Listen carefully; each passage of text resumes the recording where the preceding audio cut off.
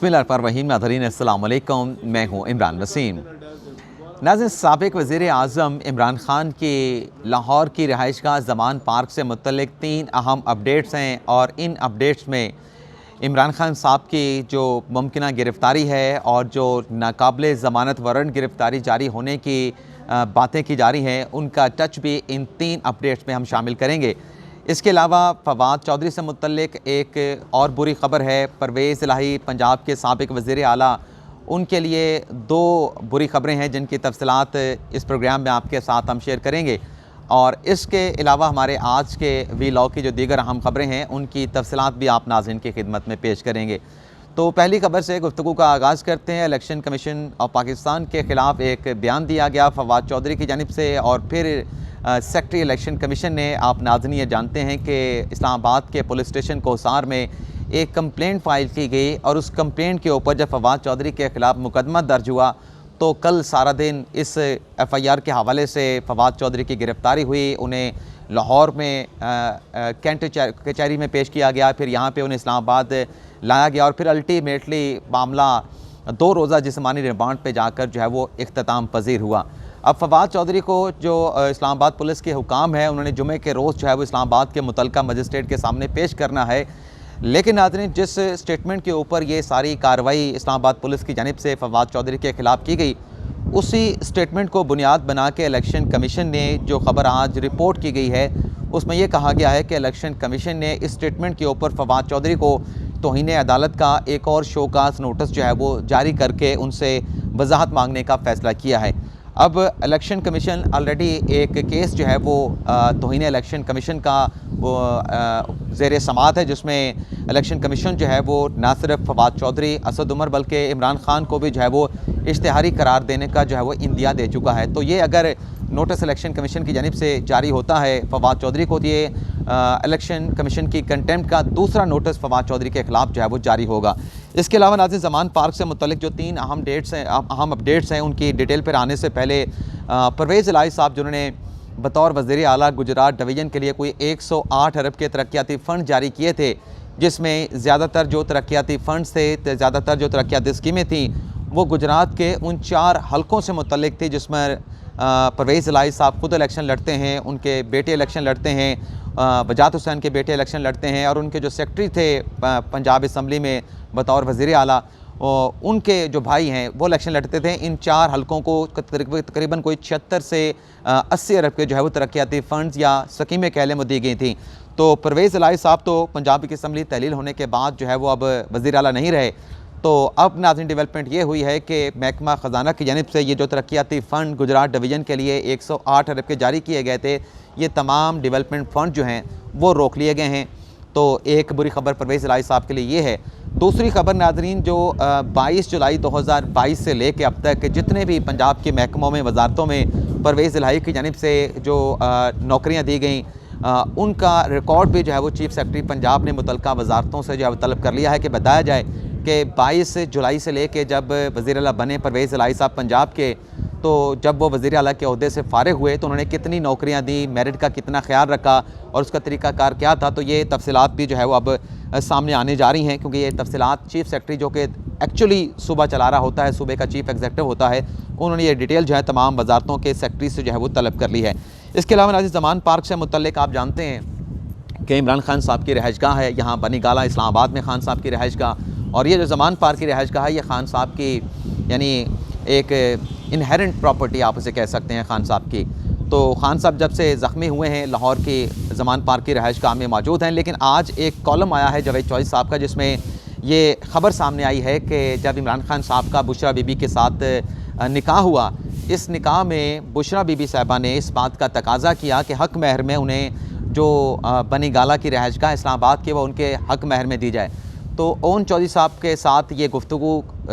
करके जावेद चौधरी साहब ने एक कॉलम लिखा है, जिसमें ओन चौधरी को कोट किया गया है जावेद चौधरी की तरफ से कि जब बनीगाला के घर का हक़ महर में देने का तकाज़ा किया गया तो ओन चौधरी ये दावा करते हैं कि मैंने इस बात पर डट गया था, इनकार कर दिया कि ख़ान साहब का ये जो घर है ये हक़ महर में नहीं दिया जा सकता। तो फिर बात चूँकि निकाह हो रहा था तो इस चीज़ के ऊपर जो है वो जाके मामला तय हुए कि जो बनीगाला में ख़ान साहब का 7 कनाल का एक और प्लॉट है और जो ज़मान पार्क की रहायशगाह है वो खान साहब ने जो है वो हक महर में बुशरा बीबी साहब को लिख दी और फिर ये निकाह जो है वो फाइनलाइज हुआ। दूसरी नाज़रीन ज़मान पार्क से मुतल्लिक़ ख़बर यह है कि पंजाब हुकूमत ने ज़मान पार्क की जो सिक्योरिटी है वहाँ पर 500 पुलिस के जो एहलकार हैं वो सिक्योरिटी के फ़राइज़ जो है सर अंजाम दे रहे हैं, लेकिन पंजाब हुकूमत ने मुतल्लिक़ा इदारों से कहा है कि आप इमरान खान साहब की इस रहायशगाह की जो सिक्योरिटी है इसका असर नौ जायज़ा लें और ये देखा जाए कि एक साबिक़ वज़ीर आज़म को कितनी सिक्योरिटी मिल सकती है, कितनी सिक्योरिटी दी जा सकती है, कितनी सिक्योरिटी उनके पास मौजूद हैं। और ये सारा मामले का जायज़ा लेते हुए ये भी कहा गया है कि जो इमरान खान को सिक्योरिटी थ्रेट हैं उसका भी साथ में जायज़ा लिया जाए और इन तमाम चीज़ों को जब रिकनसाइल करके या कंसाइल करके मामले का जायज़ा लिया जाएगा तो कहा जा रहा था फिर ज़मान पार्क की सिक्योरिटी के हवाले से फ़ाइनल फ़ैसला जो है वो लिया जाएगा। लेकिन यहाँ पे जो ज़मान पार्क की सिक्योरिटी असर नौ इसका जायज़ा लेने का मामला है तो ये सोशल मीडिया पे ख़बरें चल रही हैं, कुछ सहाफ़ी ये ख़बरें कोट कर रहे हैं, ट्वीट कर रहे हैं, जिसमें उनका ये कहना है कि एक तो इमरान खान साहब की गिरफ़्तारी का फ़ैसला कर लिया गया है, लेकिन कुछ सहाफ़ी ये कह रहे हैं कि गिरफ़्तारी अगर ना हो सके तो खान साहब जो ज़मान पार्क की रहायशगाह में मौजूद हैं उन्हें वहाँ पर जो है वो उसी घर में जो है वो उसको सब जेल करा के वहाँ पे इमरान खान साहब को जो है वो हिरासत में ले लिया जाएगा। जहाँ तक इमरान खान साहब के नाकाबिले ज़मानत वारंट गिरफ़्तारी जारी होने का मामला है तो खातून जज ज़ेबा चौधरी को जो एक मुबैना तौर पे, क्योंकि अभी तक तो वो इल्ज़ाम साबित होना है, जो धमकी दी गई उस धमकी के ऊपर जो एक मुकदमा दर्ज किया गया और 2 रोज़ पहले इस केस की समाअत हुई थी जिसमें जज राना मुजाहिद रहीम साहब ने इस्तिस्ना की जो दरख्वास्त आई थी इमरान खान साहब के वकील की तरफ से। वैसे तो जो खान साहब के वकील इस केस में पेश होते हैं उनका ताहाल कोई वकालतनामा भी जमा नहीं करवाया गया, जिस पर अदालत ने कई एतराज़ात भी उठाए हैं और मेडिकल की दरख्वास्त दी गई अदालत में कि इमरान खान साहब चूँकि अलील हैं और रिकवर कर रहे हैं तो अदालत में पेश नहीं हो सकते, तो उन्हें अदालत की हाज़िरी से इस्तिस्ना दिया जाए। तो इस डिस्ट्रिक्ट एंड सेशन अदालत ने जज साहब जो थे राना मुजाहिद रहीम साहब उन्होंने इस्तिस्ना की दरख्वास्त पे फ़ैसला महफूज कर लिया था और 2 रोज़ गुजर चुके हैं और अब तक ये फ़ैसला जो है वो अदालत की जानिब से अनाउंस नहीं किया गया और इस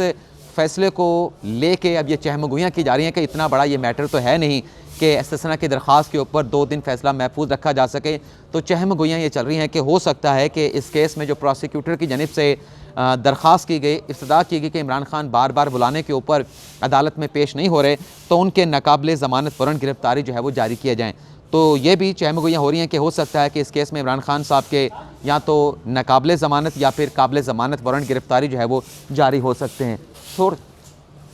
थोड़ा सा सर देख के। अच्छा, अगली खबर नाज़रीन जो परवेज़ लाई साहब के लिए बुरी खबरें वो तो आपके साथ हमने शेयर कर ली।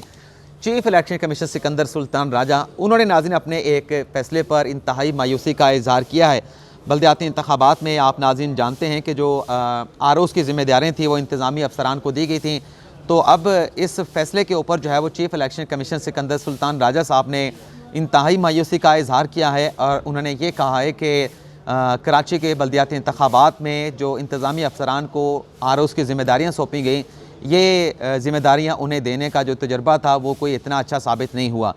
ये जो नाज़रीन आप कह लें कि गलती का एतराफ़ कह लें, मायूसी का इज़हार कह लें, ये स्टेटमेंट दे के सिकंदर सुल्तान राजा साहब ने इस बात का इंदिया दे दिया है कि जो पंजाब और KPK में इलेक्शन होने जा रहा है उसके लिए जो आरओज़ होंगे या जो DROs होंगे उसमें ज़्यादातर जो लोग होंगे, अक्सरियत जो होगी, उनका ताल्लुक़ अब इंतज़ामी अफसरान से नहीं बल्कि अदलिया से ये आरओज़ जो है वो आरओज़ और DROs जो है वो लिए जाएंगे। 2009 में जब साबिक़ चीफ जस्टिस इफ्तिखार मोहम्मद चौधरी बहाल हुए थे तो उन्होंने कौमी एक कमेटी है, पॉलिसी साज कमेटी है, नेशनल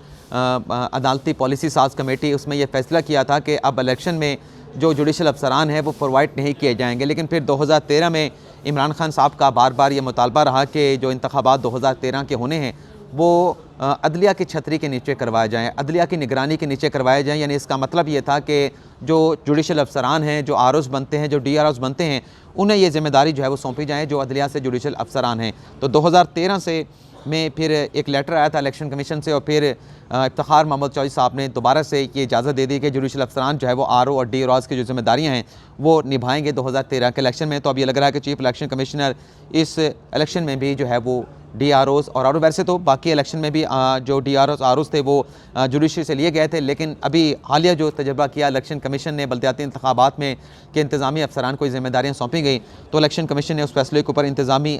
मायूसी का इज़हार करके दोबारा से इस बात का इंदिया दिया है कि अब ये जिम्मेदारियाँ दोबारा से जो है जुडिशल अफसरान को जो है वो सौंपी जा सकती हैं। इसके अलावा नाज़रीन अगली जो खबर है वो है फवाद चौधरी साहब से मुतल्लिक कल जो स्टेटमेंट उनके वकला अदालत में देते रहे, उसमें जो ख़बर आपके साथ मैं शेयर करने जा रहा हूँ वही है कि जब मियाँ जावेद लतीफ़ मरीम औरंगज़ेब के ख़िलाफ़ PTP हेडक्वार्टर में प्रेस कॉन्फ्रेंस करने के ऊपर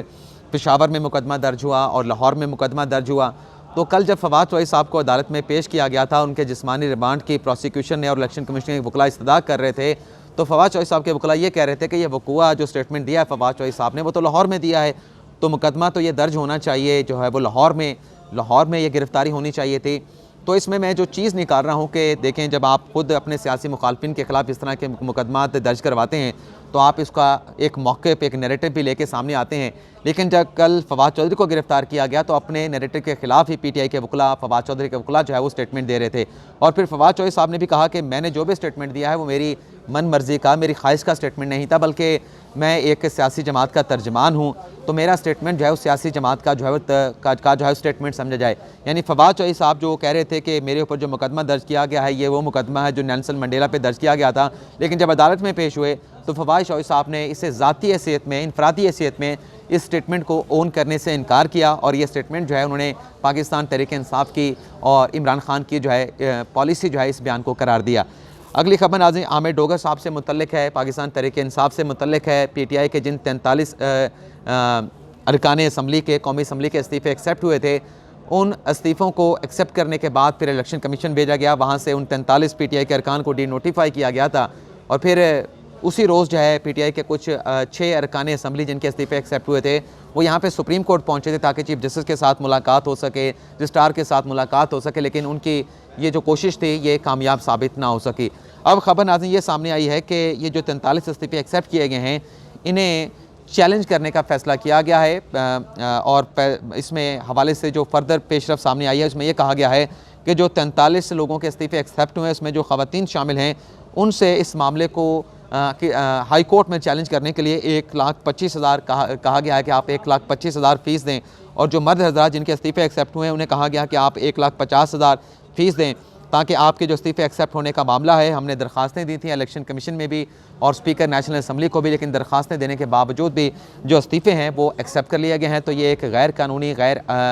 आइनी इक़दाम है। तो इसे ये कहा जा रहा है कि अब पार्टी की सतह पर जो है वो इस्लामाबाद हाई कोर्ट में चैलेंज किया जाएगा। और ये नाज़रीन जो हमने आपके साथ अपडेट शेयर की हैं इस्तीफ़ों को की एक्सेप्टेंस को, मंजूरी को और इस्लामाबाद हाई कोर्ट में चैलेंज करने का, ये अब तक की हमारी अपडेट हैं। और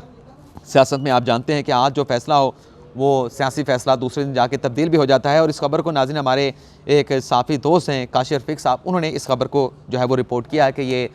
ख़वातीन PTI के मुस्तफ़ी होने वाले अरकान से 1,25,000 और मर्द